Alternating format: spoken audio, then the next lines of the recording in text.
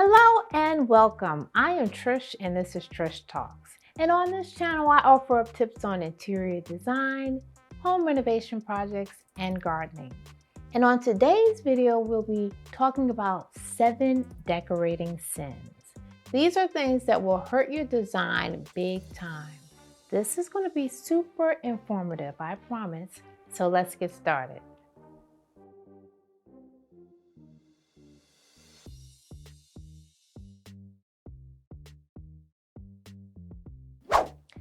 Sin number 1, not planning. The first step in a successful design project is planning. Whether you are a design professional or a DIY homeowner, you need to create a well thought out plan before you get started. Here's 3 quick tips. First, create a plan for the entire space. Let's say you want to renovate your kitchen, but it's open to your dining room and living room. Although you may not be doing all of those spaces at that time, you need to still plan for the overall space. At a minimum, develop a plan that ties in your flooring, window treatments, and paint colors to all 3 spaces.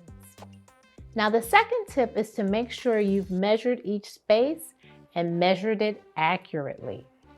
For kitchen and bath design, these measurements are critical.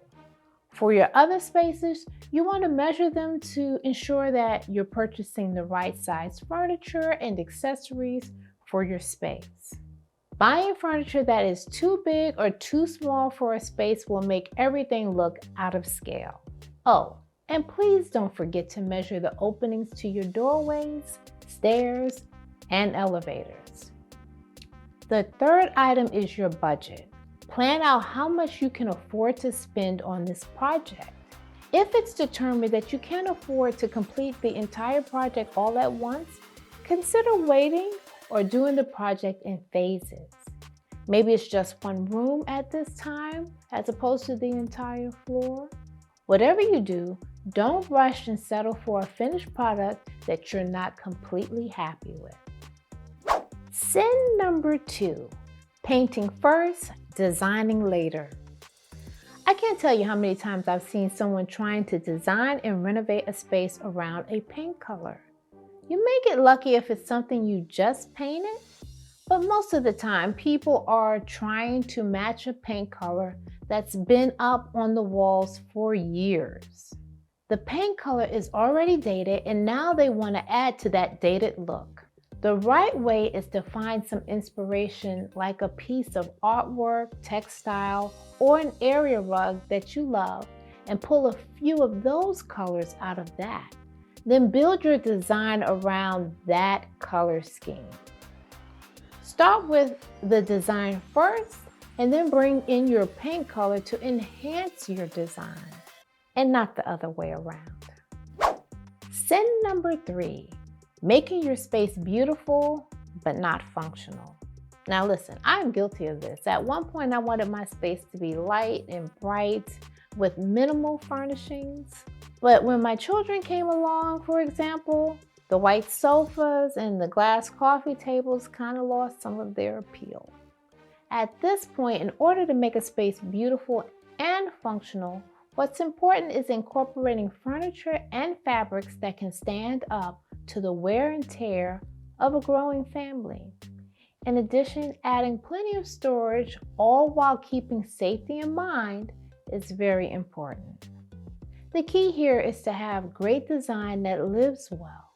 You can still have a beautiful, bright space with plenty of storage, child-friendly textiles, and plenty of room for everyone to gather comfortably.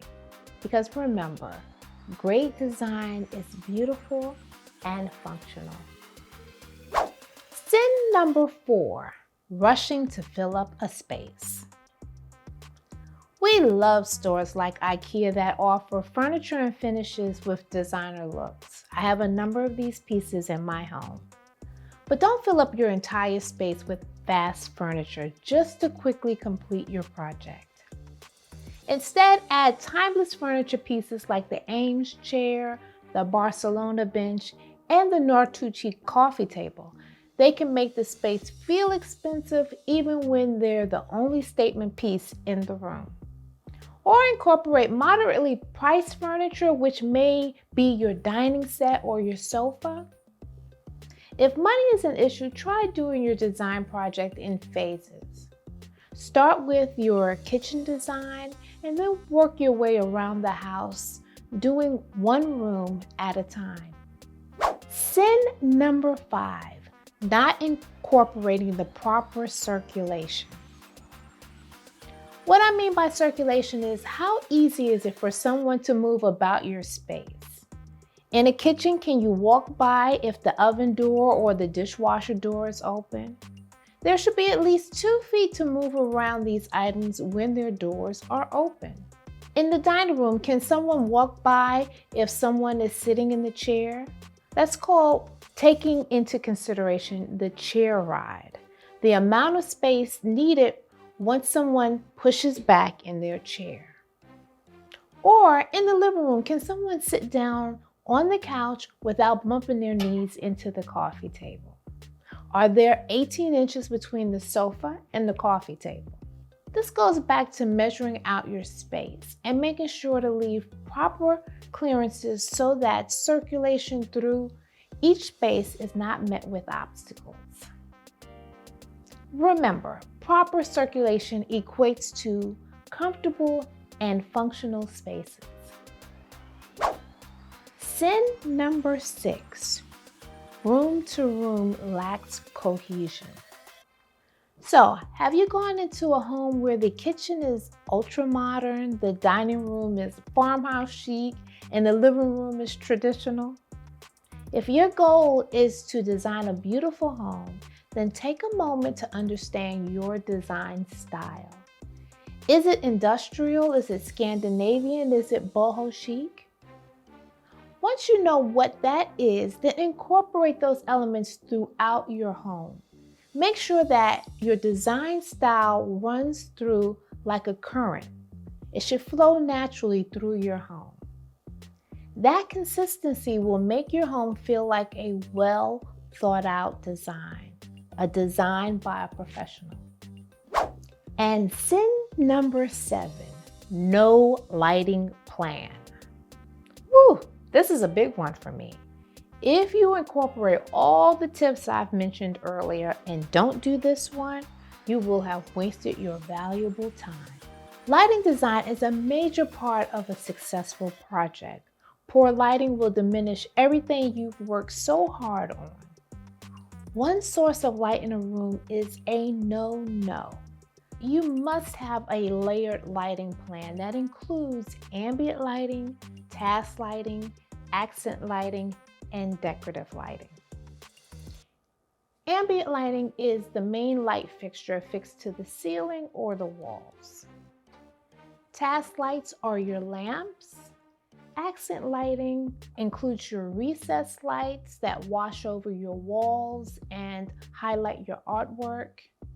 And decorative lighting can act as artwork all in of itself. For example, getting creative with lighting over your dining table. Lighting is everything. Layer your lighting. And that's it.